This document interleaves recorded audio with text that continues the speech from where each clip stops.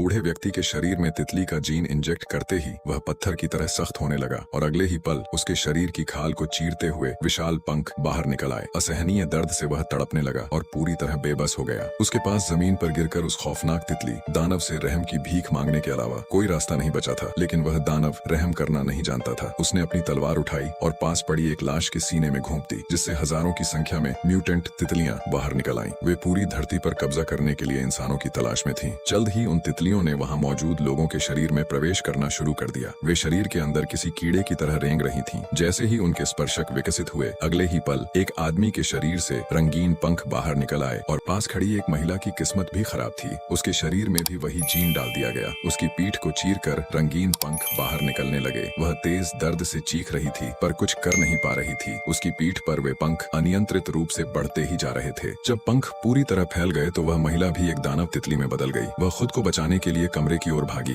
पर वहाँ का मंजर और भी भयानक था। उसका चेहरा अचानक लटकने लगा और मांस गलकर गिरने लगा। उसी रूपांतरण के बीच उसने हिम्मत दिखाई और वहाँ कैद एक आदमी को आजाद कराया। तभी उस बूढ़े व्यक्ति ने मौका पाकर तितली दानव की गर्दन पर चाकू से वार कर दिया। बूढ़ा आदमी अचानक अपने पुराने रूप में वापस आ गया, जबकि दानव बुरी तरह घायल होकर गिर पड़ा। उसे खत्म करने के लिए बूढ़ा उसके ऊपर चढ़ा और चाकू सीधे उसके दिल के पार कर दिया।